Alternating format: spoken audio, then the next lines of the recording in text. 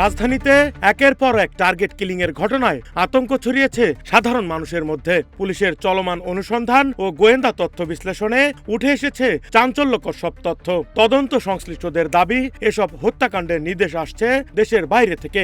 বিদেশে অবস্থানরত 13 জন শীর্ষ সন্ত্রাসীর প্রত্যক্ষ নিয়ন্ত্রণে ঢাকায় সক্রিয় রয়েছে শত শত ভাড়াটে খুনি।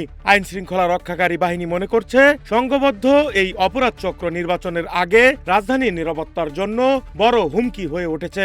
কিউব হোল্ডিংসের গল্পে সেই রেখাটি আঁকা হয়েছিল আজ থেকে 1 যুগ আগে। নকশাই আমাদের ভাষা। Cube holdings limited.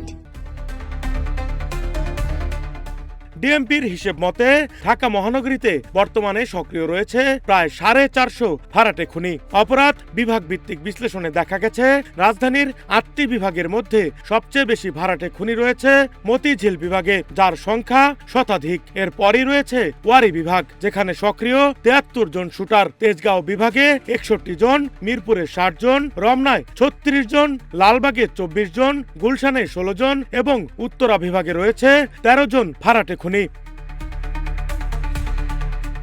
থানা ভিত্তিক তথ্য আরো উদ্বেগজনক।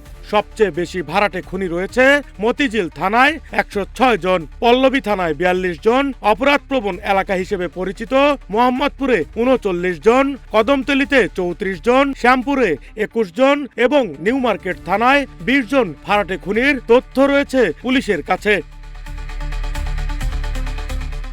গোয়েন্দা সূত্র জানায়, এসব ভাড়াটে খুনির অধিকাংশের সঙ্গেই বিদেশে অবস্থান করা 13 জন শীর্ষ সন্ত্রাসীর সরাসরি যোগাযোগ রয়েছে। বিদেশ থেকেই টার্গেট নির্ধারণ, অর্থ লেনদেন ও হত্যার নির্দেশ দেওয়া হচ্ছে, আর ঢাকায় থাকা শুটাররা সেই নির্দেশনা বাস্তবায়ন করছে।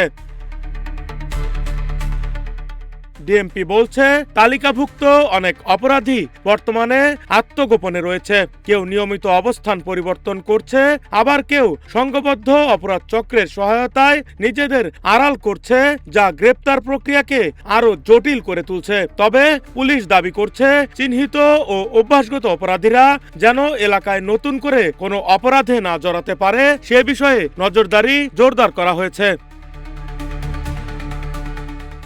নির্বাচনের আগে ভাড়াটে খুনিদের এমন সক্রিয়তা নিয়ে গভীর উদ্বেগ প্রকাশ করেছেন অপরাধ ও নিরাপত্তা বিশ্লেষকরা। তাদের মতে, শুধু নজরদারি নয়, এই অপরাধ নেটওয়ার্কের অর্থের উৎস, বিদেশে থাকা নিয়ন্ত্রক এবং স্থানীয় সহায়তাকারীদের শনাক্ত করতে না পারলে পরিস্থিতি নিয়ন্ত্রণে আনা অনেক কঠিন হবে।